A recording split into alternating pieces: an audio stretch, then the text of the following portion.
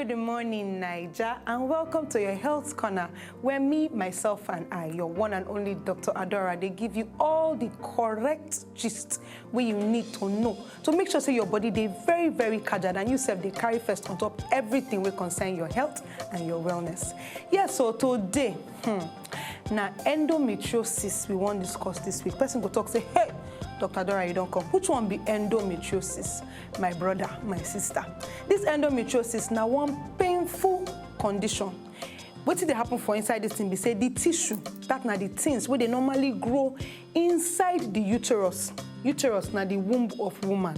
The thing where they grow inside, or they call them endometriosis, the endometrium, myself don't they bite mouth on top of the matter. But this endometrium, naim be the uterus, naim be the womb. So anyone who can know say na the same thing while they talk. What thing they happen? They say it go the normal things where they grow inside that place go waka come up from there, begin grow for other places. And most of the places where the thing go waka begin they grow now for the ovaries, the bowel, that na the belly side, then inside the pelvis, that na your hip side. If it just waka kurukere enter there, begin they grow. When on a good day, it's supposed to be inside your womb. Well, sometimes some of this tissue go spread past that area, can't enter other places. Then for this endometriosis, some of this tissue fit continue to they act normally, as in the way it go act normally inside the womb. And what thing they do inside the womb, we say, number one, it go they become thick. It go come they break down, then it go they bleed every time woman they get menses. So you see, as I take explain, I'm saying it go they thick, it go come they break down, they bleed. But because the thing not there inside the normal place, because you don't waka come up from where it's supposed they go enter another side. As they do all these ones, you know go get where it won't take pass come out. So the thing go they bleed, go come they trapped for anywhere where it don't go waka kurukere go. So what thing they happen? They say this endometriosis, if they involve the ovaries, they call them the cysts, and this cysts they also call them endometriomas. What thing they happen? They say the surrounding tissue could become very, very irritated and go even form what they call scar tissue. And when this won't happen, some kind badness could just stay together, can't join with some abnormal tissues. All of them will can't join, cover all the organs where they that place. And waiting will happen, we say the person will experience severe pain. For some people, the pain they severe, especially during their period. And some people go they experience difficulty in carrying belly. Understand? They call them fertility problems, aka infertility.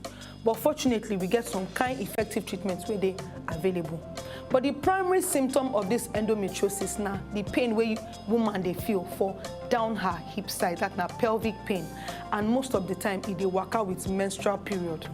Although many women they experience cramping, that now pain during their menstrual period, women will get this endometriosis. They typically talk say this menstrual pain where they experience, it they pass, be careful.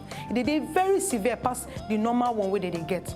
They also report say this pain it they increase as time they go. So what will be the common signs and symptoms of this endometriosis? Some of them make her begin the yarn you as be. One of them now painful periods, like as I talked before, they call them dysmenorrhea. This pelvic pain and cramping, if it begin before the period, it go even extend into the period, and after the period, some people go still they experience this pain. And on top of this one, they go they experience lower back and abdominal pain. Their back and their abdomen go they pain them.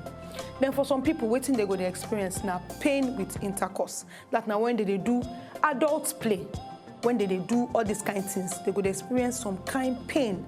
Some of them now during the adult play they could experience some. But for some people now after the adult play, and this one they very, very common with this endometriosis.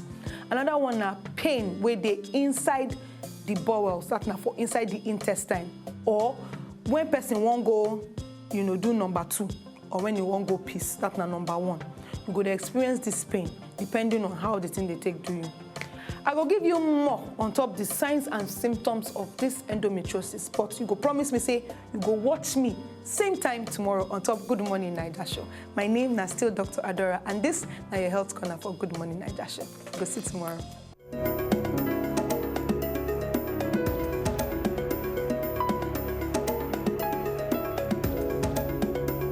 If you know, just enjoy the video they want to just watch, make sure sharply subscribe to our channel. Not darling.